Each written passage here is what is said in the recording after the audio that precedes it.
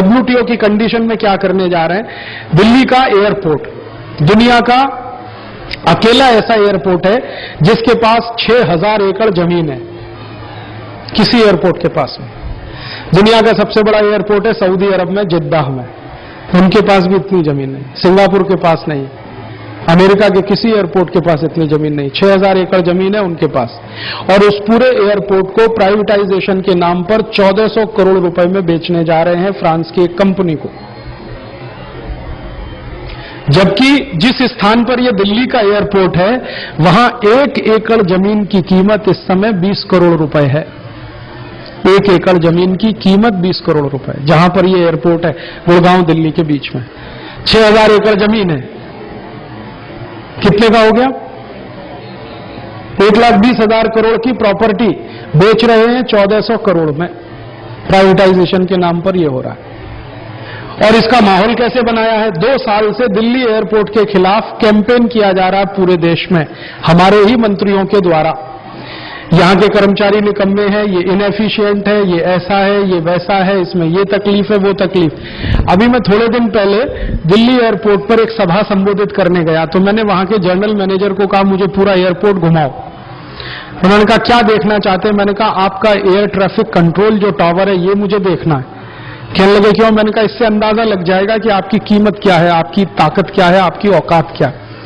मैं ले गया, वो मुझे ले गए देखने के लिए। वो मैंने जो देखा और उन्होंने जो इंस्ट्रूमेंट्स का वर्णन करना शुरू किया और जो उन्होंने टेक्नोलॉजी इस्तेमाल की है, मैं दंग रह गया।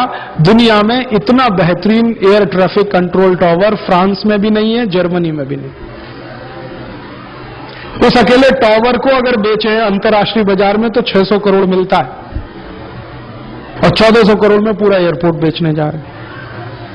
अब जनता को मालूम नहीं है दिल्ली एयरपोर्ट की विशेषता यह है, इनके पास 6000 एकड़ जमीन है। कल को समझौता हो जाएगा, अखबार में खबर आएगी दिल्ली एयरपोर्ट फ्रांस की कंपनी ने खरीद लिया।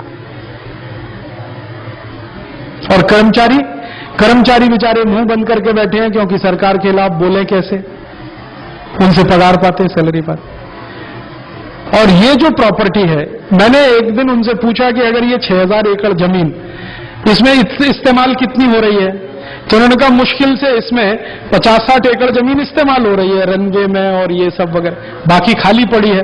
मैंने कहा इसमें खेती करना चालू कर दो तो साल का कम से कम 50-60 करोड़ का तो प्रोडक्शन यहां हो सकता है।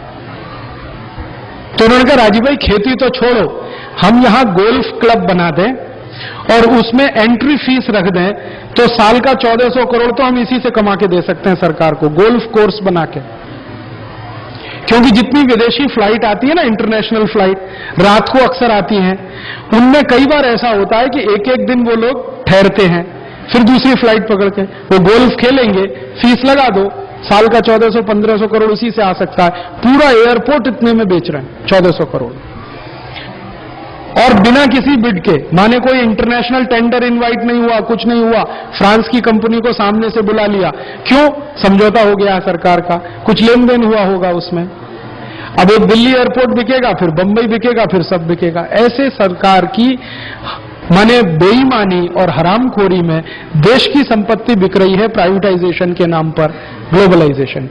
अब जनता इसमें बगावत कर सकती है जब उसको पूरी बात मालूम। जब मुझे पता चला दिल्ली एयरपोर्ट की वास्तविकता, मैंने दिल्ली की 4-5 मीटिंगों में कह दिया, लोगों का खून उबल गया, जी कैसे कर सकते हैं, हम देखेंगे सरकार को।